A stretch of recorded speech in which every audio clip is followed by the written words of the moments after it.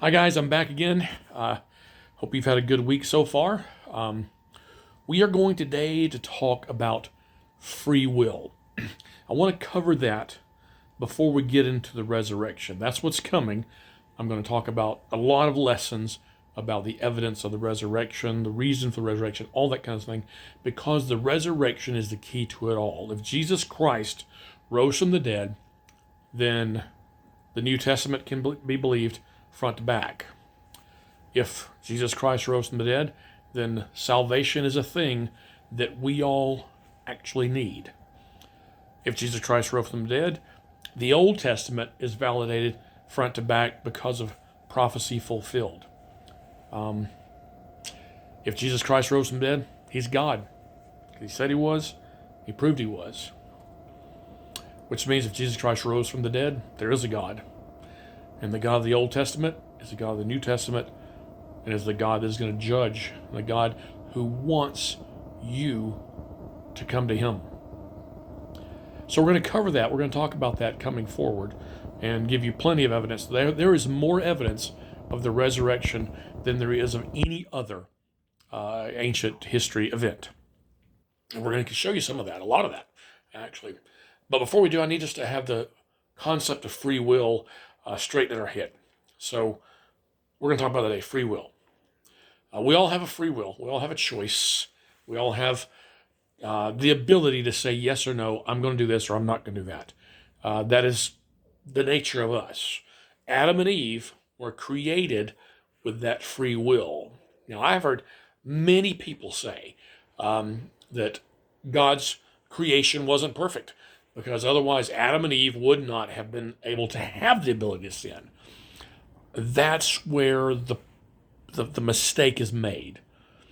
God sees us as perfect and saw Adam and Eve as perfect, not because they couldn't sin, but because they had the ability to do so.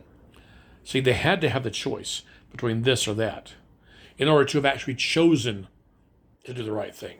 You have to be able to choose bad in order to choose good. Bad has to be an option for you to actually choose good. If I go to a bank of concession machines and I see that one Dasani water machine, you ever seen it? And there's 10 buttons and they're all Dasani. Why do they do the 10 different buttons? But they do that. No choice. No choice. No choice. This is the Dasani machine. You're getting this. There's no choice. So I can't come up and choose the wrong thing. I can only choose the one. If God had created Adam and Eve and given them no choice, not given them a tree and said, don't eat from that tree, had they not had a choice, they would not have actually chosen good. They would have just done. You can't do good unless you can also do bad. If you can't also do bad, then you're not doing good, you're just doing. God wanted us to do good. That's what made us perfect. We had to be able to choose in order to actually love him. If you can't choose to not love somebody, then you don't actually love them. If you're a programmed machine, if you're a robot or a computer or something, somehow or another, you can be made to where your only option is to love this person, then you are not loving that person. You are only doing what you're programmed to do. And God wanted us to love him and have a relationship with him, be close to him, and to be good and do good. But the only way that can happen is for the other option to be on the table. So we chose bad.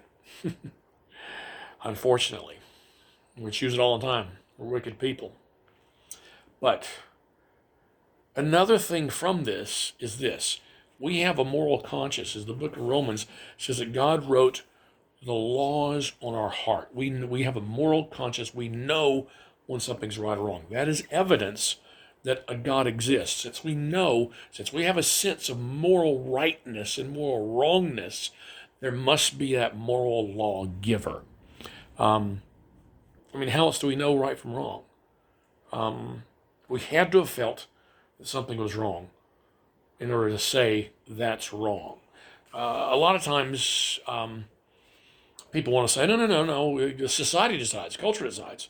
It's something we evolved to. And there's a huge problem with that, huge issue that something is being ignored, and it's this.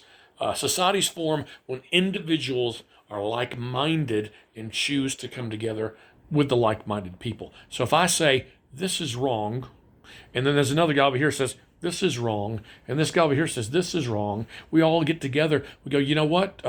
I feel the same way about this as you do, so let's all band together as a society. And one of the things is this, we're all going to say that this is wrong. In fact, if somebody else new comes into our society, they shouldn't fit here unless they also agree this is wrong. So let's do this. Let's write down, this is wrong. And then we say, well, what if somebody comes in and goes against that? Well, these are the consequences of doing wrong. Well, see, now we've written a law, but you have to back up. The individual person still had to say, that's wrong, before they could come together with like-minded people. It's not like they came together all ignorant, went, we should probably write laws, but I don't know what's wrong. Do you know what's wrong? I don't know. What do you mean wrong? We don't even know what wrong is until we are told it. Within our heart, within our soul, within our body, God says, this is what's right, this is what's wrong. That is evidence that he exists. He has to be the basis for right and wrong. Otherwise, we're floating in space and we don't know what's up and what's down. We need a basis. And if there's a moral law, there has to be a moral law giver. See, if I have toddlers playing on the playground and there's a sign there that gives the rules of what to do in the playground, I don't make the assumption that the toddlers all got together, hiked up their Huggies, took out their Binkies and said, okay, boys and girls, let's make rules of what should happen here. Billy, what do you like about the playground? Well, I like the slides. What do you not like about the slides? I don't like it when there's somebody behind me pushing me. Well, okay, let's make a rule, one person on the slide at a time. Done. We make a rule. Eventually, all the little toddlers make a sign and put it up, and now you can't make that assumption. You have to assume that a higher mind, looking at life before the toddlers made the decisions, before toddlers were at risk, or even as they saw toddlers at risk for this, so we should make a rule so this doesn't happen. There has to be a higher mind who said this is right and this is wrong. And that's what we have. In life, in existence, we have a moral law giver. So if we know right and wrong, there has to be some being, something. You don't have to say God, Jehovah if you don't want to.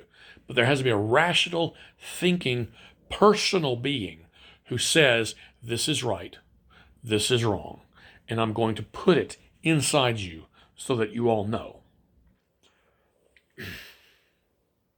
I can't tell you how many times I've heard people say that culture decides it, societies decide it, and the argument, and I'm telling you, it's amazing how many people make this argument.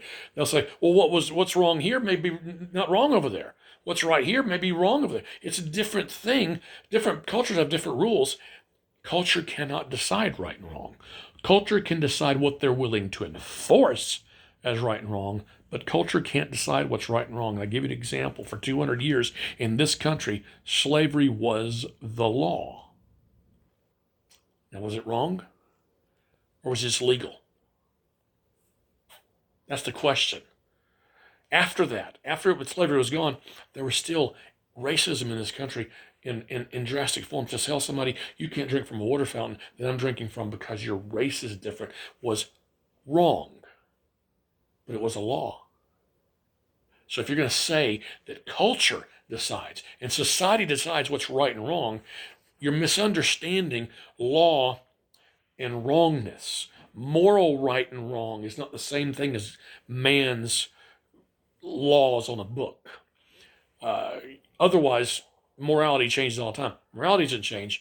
What we're willing to enforce changes. What we feel like we should put consequences to, those things may change. But wrong was wrong all the time. So before I realized it was wrong to kill somebody, was I wrong to kill him? Sure. It was wrong. I just didn't know any better. So you may say, it was wrong, was I aware of what I did? Okay, let me put it this way. You can't judge me because I wasn't aware it was wrong. But listen to that sentence. You can't judge me because I wasn't aware it was wrong. Meaning it was already wrong. The question is not whether it was wrong. The question is whether or not you want to judge me for my ignorance, whether your judgment is justification or justified because I was ignorant of that law. You have to say which one is it. But the wrongness was already there. It was wrong already. And we know we have the free will to choose. We know right and wrong. God placed that on our heart. We have a conscience. We know it.